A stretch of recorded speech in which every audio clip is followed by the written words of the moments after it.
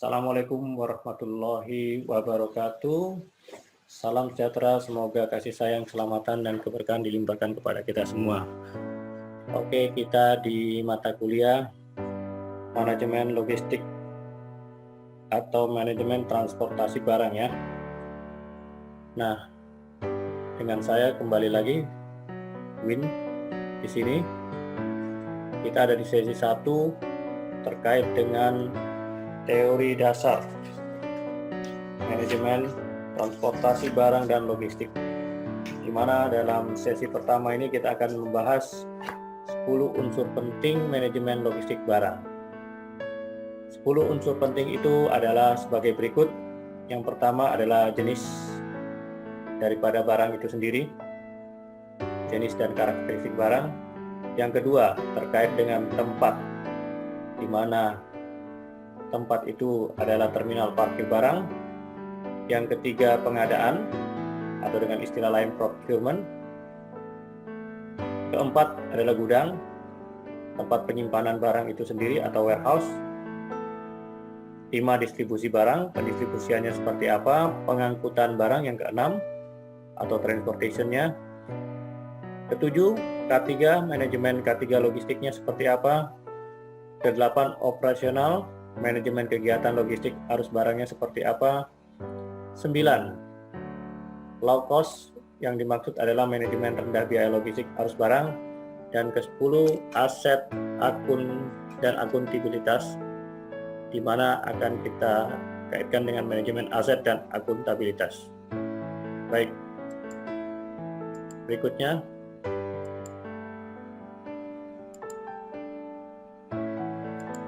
yang pertama, pengenalan jenis dan karakteristik barang sesuai dengan tempat penyimpanannya. Ada 3 unsur.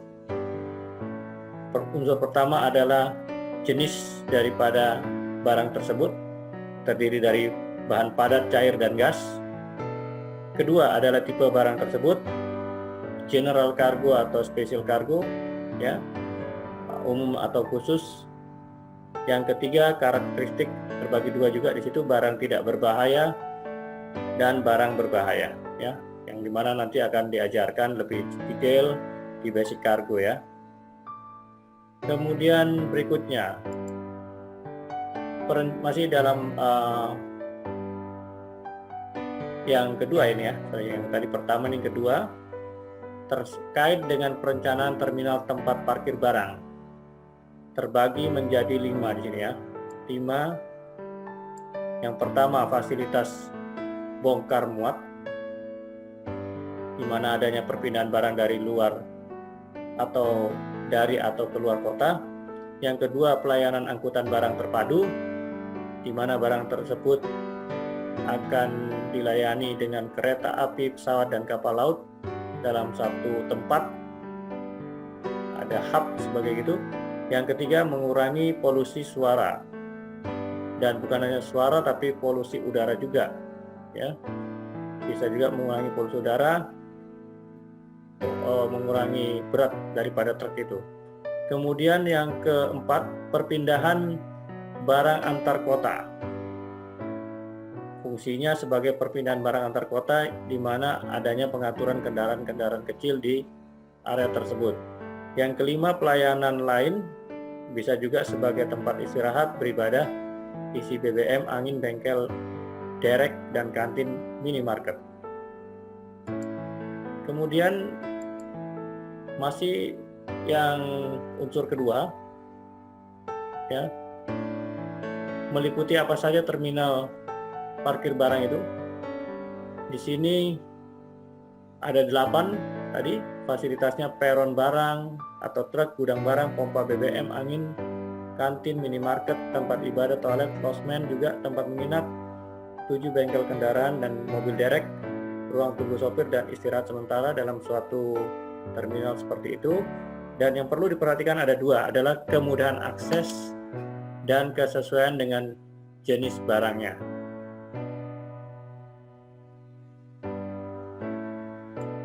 Pengadaan atau procurement,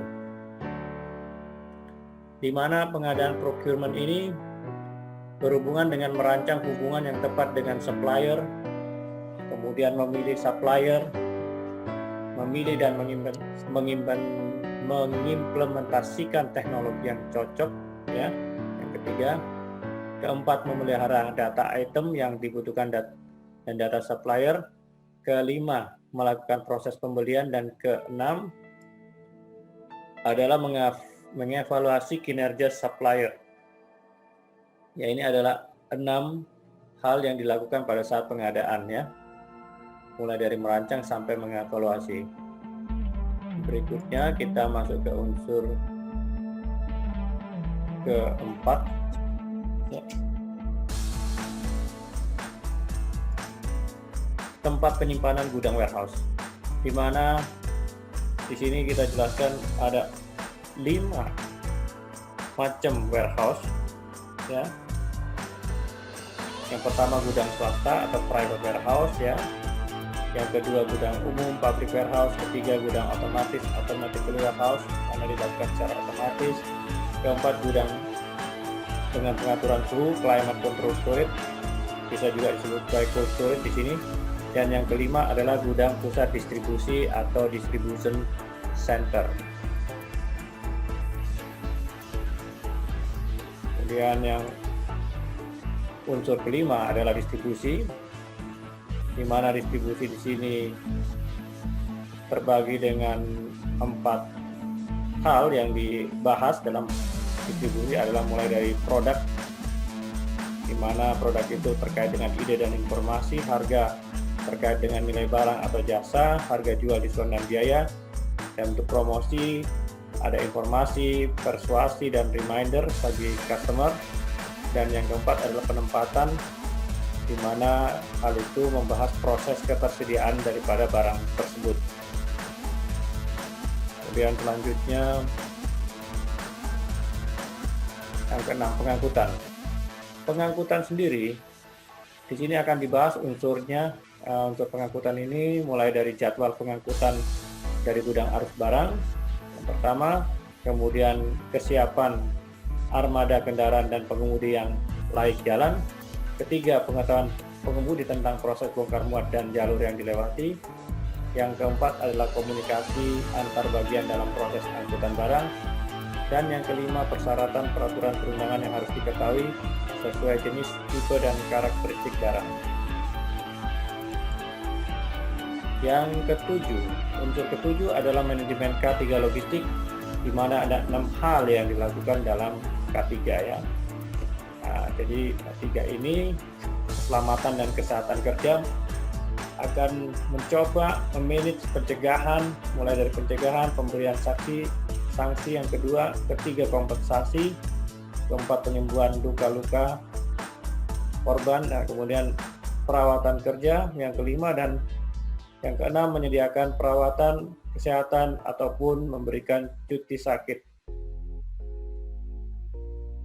Lalu yang ke-8 sekarang adalah manajemen operasional kegiatan logistik arus barang.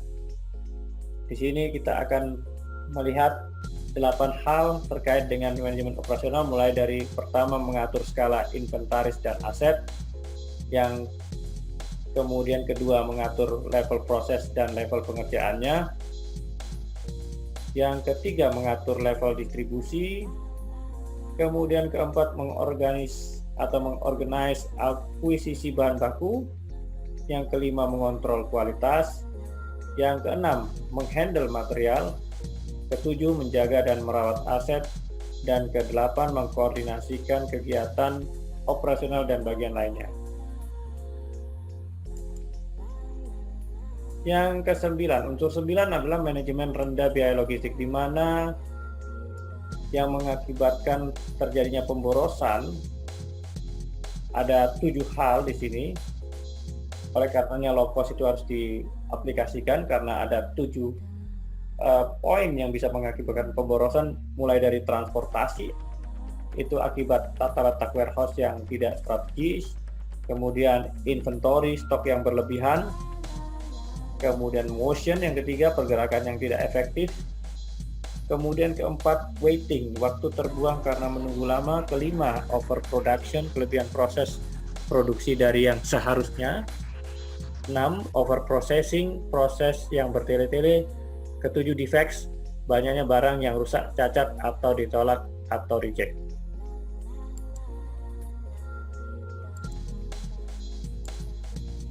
Yang terakhir ke-10, unsur 10 adalah manajemen aset, di mana manajemen aset ini akan dilakukan pendataan.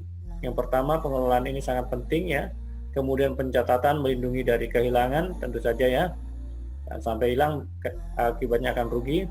Pengkodean dilakukan pada setiap aset dan audit sesuai dengan kebutuhan.